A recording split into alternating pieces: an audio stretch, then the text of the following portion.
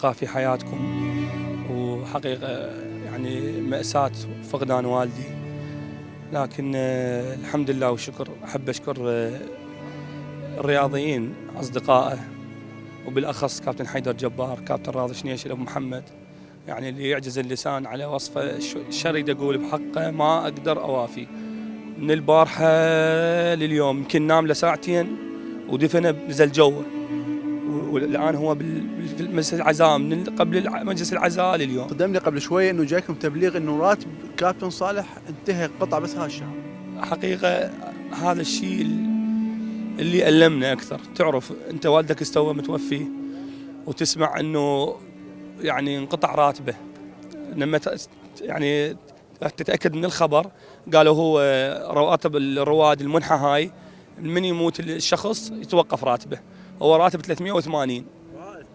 يعني والدي احنا 4 وليد و4 بنات، هو يعني هو اللي كان المعيل الوحيد انه يعني كعائله.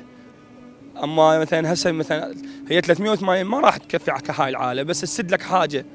هسه توقفت، قالوا هاي اعتقد يا ينطوكم ناس تقول يمكن مال 14 يوم، لان هو مات يوم البارحه 14، او مثلا نهايه يعني شهر واحد. عنده حسب ما عرفت 4 قطع بس ما بسلم لاي وحده. والدي بطل كاس اسيا اولمبي مع الكابتن حكيم شاكر، متاهل الى اولمبياد ريو جانيرو برازيل، الانجازات اللي شفتوها.